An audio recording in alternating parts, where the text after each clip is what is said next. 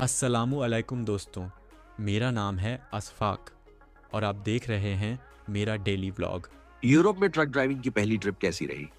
जब कोई ड्राइवर पहली बार यूरोप में ट्रक ड्राइविंग के लिए आता है, तो सबसे पहले उसे एक मेंटर के साथ बतौर स्टूडेंट भेजा जाता है।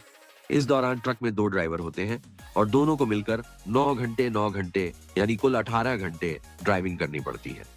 ये शुरुआत में थोड़ा मुश्किल भी लगता है, लेकिन एक तरह से अच्छा भी होता है क्योंकि 2 ड्राइवर होने की वजह से आप बहुत कुछ सीखते हैं, खासकर अगर आपका मेंटर अच्छा हो, तो वह बहुत बढ़िया तरीके से सिखाता है। यहाँ पर सिर्फ ड्राइविंग ही नहीं, बल्कि और भी बहुत सी चीजें होती हैं जिनका आपको पहले से कोई अनुभव नहीं होता, चाहे आप कितने भी पुराने ड्राइवर क्यों ना हो। यूरोप का सिस्टम आपके लिए नया ही होगा। मेरी पहली ट्रिप की बात करूं तो मेरा पहला ट्रिप नीदरलैंड से था, लेकिन मैं उस समय लातविया में था। तो कंपनी की बस से पहले मैं नीदरलैंड पहुंचा। रास्ते में जर्मनी में मैंने कुछ दूरी खुद बस ड्राइव भी की, फिर नीदरलैंड में जाकर अपने मेंटर से मुलाकात की और थोड़ा वहां घूमने का मौका भी मिला।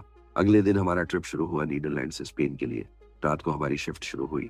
मैंने पहली शिफ्ट ली और नीदरलैंड से बेल्जियम होते हुए फ्रांस बॉर्डर तक ड्राइव किया। रास्ते में हमने ट्रक में ही कॉफी बनाई और पी। फिर मेरी शिफ्ट खत्म हुई और मेरे मेंटर ने आगे की ड्राइव शुरू की। अब हम फ्रांस के पेरिस सिटी में थे, जहां भयंकर ट्रैफिक था। यहाँ के नियम के हिसाब से कोई भी ड्राइवर लगातार 4 घंटे 30 मिनट से ज्यादा ड्राइव नहीं कर सकता। तो ट्रैफिक में ही किसी तरह ट्रक को साइड किया और टीको कार्ड बदलकर अब मेरी बारी आई ड्राइविंग की। फ्रांस काफी बड़ा देश है और रास्ते में बहुत खूबसूरत नज़ारे देखने को मिले। फिर मेरी शिफ्ट खत्म हुई और मेंटर ने आगे की ड्राइव शुरू की।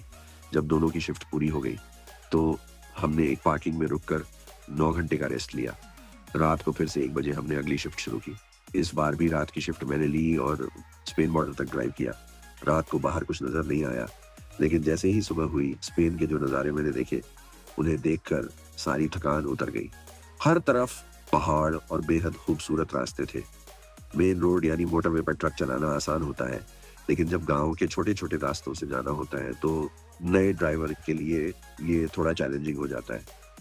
यहाँ आपको व्हाइट लाइन के बीच में ही ट्रक चलाना होता है और अगर बिना इंडिकेटर के आप लाइन से बाहर निकलते हैं तो एक्सीडेंट तय है।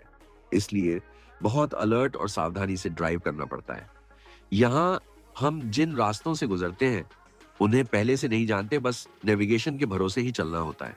और नेविगेशन को समझना बहुत जरूरी है क्योंकि यहाँ पे सड़कों का नेटवर्क बहुत कॉम्प्लेक्स है। ढेर सारे राउंड अबाउट होते हैं और बहुत सी सड़कें एक दूसरे से जुड़ी होती हैं। एक भी गलत मोड़ लिया तो मुसीबत तय है, क्योंकि ये कोई छोटी गाड़ी नहीं है, लंबा सा ट्रेलर होता है जो हर सड़क पर नहीं जा सकता। इसके अलावा कई रास्तों पर हैवी ट्रक की नो एंट्री भी होती है। कई बार ऐसा भी होता है कि नेविगेशन जो रास्ता दिखाता है वो रास्ता ब्लॉक या बंद होता है। हमारे साथ भी ऐसा ही हुआ, नीदरलैंड और स्पेन दोनों जगह। लेकिन किसी तरह से हम आखिरकार अपनी अनलोडिंग लोकेशन तक पहुंच गए और हमारी पहली ट्रिप सफलतापूर्वक पूरी हो गई। तो मिलते हैं अगली वीडियो में। यूरोप में ट्रक ड्राइविंग हमारे देश से काफी अलग है। सब कुछ एक वीडियो में बताना मुश्किल है। मैं आगे और भी बहुत सारी इंफॉर्मेटिव वीडियो लाने वाला हूँ। चैनल को सब्सक्राइब करें, वीडियो को लाइक करें और अगर आपको यूरोप ट्रक ड्राइविंग से जुड़ी कोई भी जानकारी चाहिए तो कमेंट में जरूर बताएं, मैं उस टॉपिक पर वीडियो बनाऊंगा। तब तक के लिए अल्लाह हाफिज।